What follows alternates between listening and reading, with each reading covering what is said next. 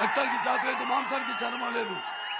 మీరంతా కూడా ఇదే ఉర్రె ఎలాగైతే ఇక్కడికి ఇప్పుడు నేను ఇచ్చే సందేశాన్ని వినడానికి వచ్చారో ఉరుకులెత్తిన ఉత్సాహం, ఇదే ఉరుకులెత్తిన ఉత్సాహంతో రేపు ఎన్నికల్లో మీరంతా కూడా కలిసి ఈ యొక్క నియంత్రణతోపు ప్రభుత్వాన్ని పడగొట్టాలి.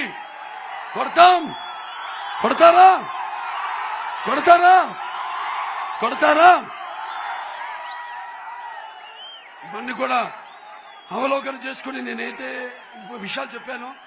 ఎన్నికల్లో మీరంతా కూడా ఇలాగే కలుసుకట్టుగా చెప్పారు. రక్తానికి జాతి లేదు, మాంసానికి మతం లేదు, చర్మానికి కులం లేదు అని. అందరు కలుసుకట్టుగా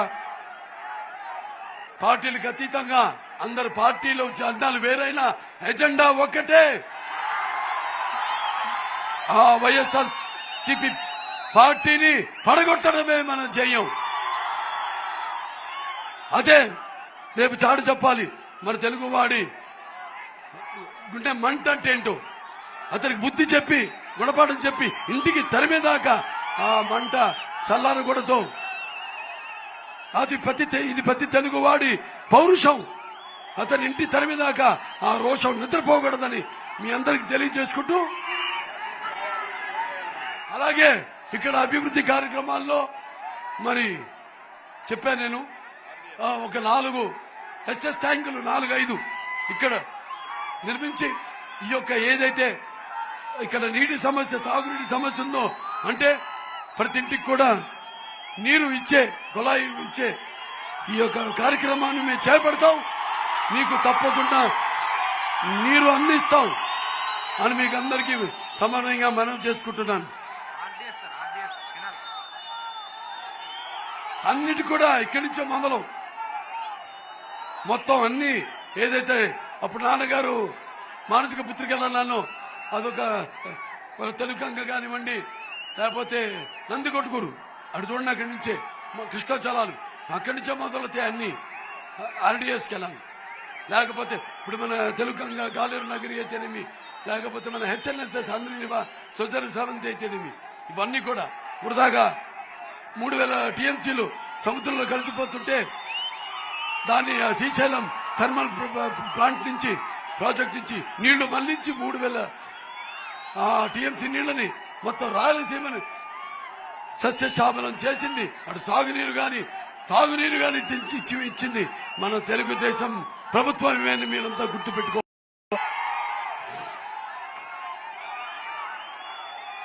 కాబట్టి మన రాష్ట్ర భవిష్యత్తు కోసం, మన భవిష్యత్తు కోసం, మన భావి తరాల భవిష్యత్తు కోసం ఈ యొక్క ఎన్నికలు మళ్ళీ మన తెలుగు జాతికి పునర్వైభవం తీసుకురావడానికి, ప్రజాస్వామ్యానికి సరైన నిర్వచనం ఇవ్వడానికి, జవాబుదారీ ప్రభుత్వం రావడానికి మీరంతా ఇదొక పరీక్ష మనకి.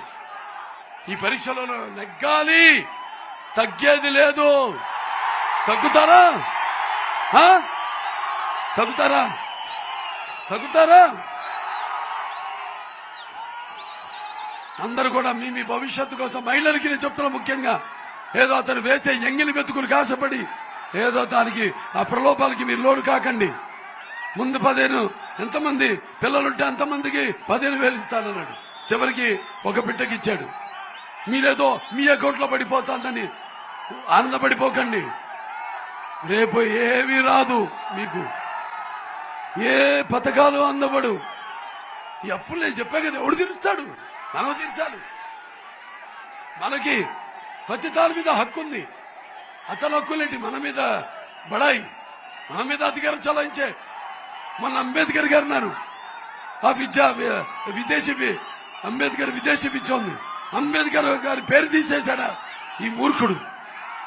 తీసేసి జగన్ విదేశీ విద్యను పెట్టుకున్నాడు. వీడు పెద్ద పుడింగాడు. సైకో పోవాలి, కూటమి రావాలి. గుర్తుపెట్టుకోండి. అతని ఎత్తుకుపై ఎత్తులు మితిమీరిపోతున్నాయి. ఎలాగైతే ఏమంటాం మనం, ఈ రిషి ఏదైతే రిషికొండ ఉందో వైజాగ్ లో, అక్కడ తవ్వి ఎలా అయితే అతని కండకావరం ముదిరిపోయిందో అతని ఆలోచనలు కూడా అలాగే ముదిరిపోతున్నాయి. తెలిసిపోయింది ఈ ఎలక్షన్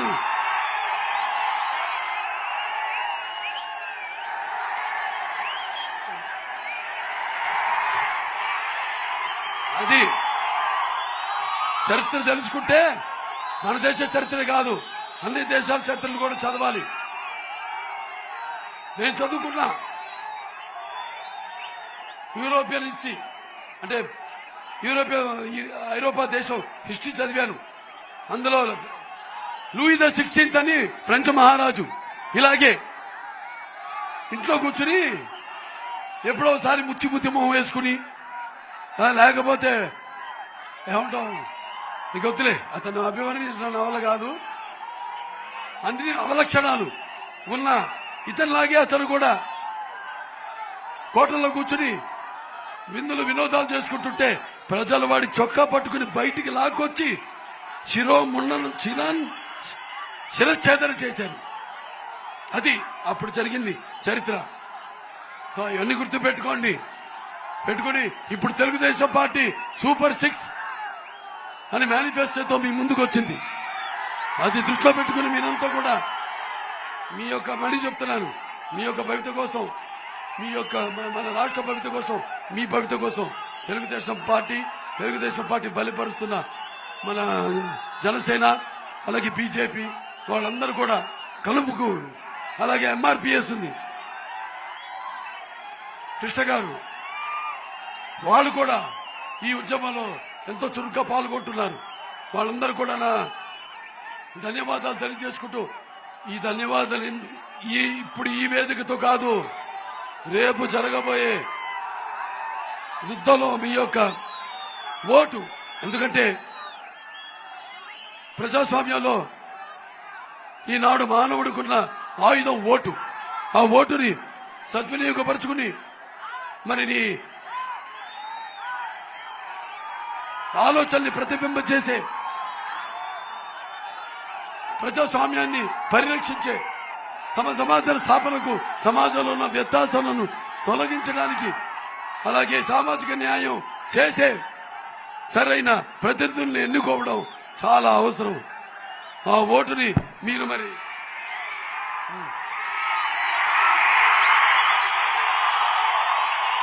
మీ యొక్క స్వార్థాలకు, మీ యొక్క స్వలాభాలకు ఆ ఓటుని కుదువ పెట్టారో, తప్పుడు కమ్ముడు పోయారో, మీ ఓటుని మీరు అగౌరవపరిచినట్టు, అలాగే మీ స్వాతంత్రాన్ని, ప్రజాస్వామ్యాన్ని మీరే హత్య చేసినట్టు అవుతుంది. గుర్తుపెట్టుకుని ఇవన్నీ కూడా రేపు రానున్న ఎన్నికల్లో ఇక్కడ ఈ యొక్క నియోజకవర్గం మంత్రాలయం నుంచి బరిలో ఉన్న మన తెలుగుదేశం పార్టీ అభ్యర్థుల్ని మన చెప్పాక ఇంతకు ముందు మన శాసనసభ అభ్యర్థి అయిన రాఘవేంద్ర రెడ్డి గారిని అలాగే మన తెలుగుదేశం పార్టీ పార్లమెంట్ అభ్యర్థి అయిన నాగరాజ్ గారిని అత్యధికమైన మెజారిటీతో అద్భుతమైన విజయాన్ని ప్రజాస్వామ్యానికి చేకూర్చవలసిందిగా కోరుకుంటూ, మరి నాకున్న జ్ఞాన సంపదలో బ్రాహ్మణుణ్ణి, ఐశ్వర్యంలో వైశ్యుని, మంచికి మాలని వంచిస్తే నాకున్న జ్ఞాన సంపదలో బ్రాహ్మణుణ్ణి, ఐశ్వర్యంలో వైశ్యుని, మంచికి మాలని వంచిస్తే ఎదురు తిరిగి మాదిగని, కష్టాన్ని నమ్ముకున్న కమ్మరిని, కొమ్మరిని, కుంచాలని, రజకుణ్ణి, నాయి బ్రాహ్మణుణ్ణి, కల్మషాలని, యాదవుణ్ణి, ఆపదలాదుకునే వెలమని, వ్యక్తిత్వంలో రాజుని, అమ్మనమనిపించే కమ్మని, పౌరుషంలో రెడ్డిని, భుజబలంలో కాపుని, ఎల్లప్పుడూ ఎటువంటి సినిమాలు చేస్తున్నా ఇవాళ మా హిందూపూర్ ప్రజల ఆశీస్సులు హ్యాట్రిక్ కొట్టాం. ఈ వయసులో ఒక అఖండ, ఒక వీరసింహారెడ్డి, ఒక భగవంత్ కేసరి, రేపు జరుగుతున్న ఎన్నికల్లో 2 సార్లు శాసనసభ్యుడిని.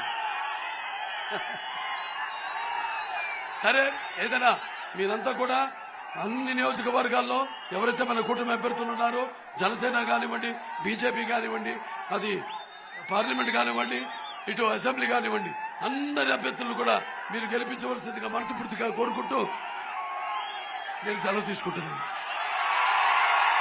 జై తెలుగుదేశం, జై తెలుగుదేశం, జై తెలుగుదేశం, జై జనసేన, జై జనసేన, జై జనసేన, జై బీజేపీ, జై బీజేపీ, జై బీజేపీ.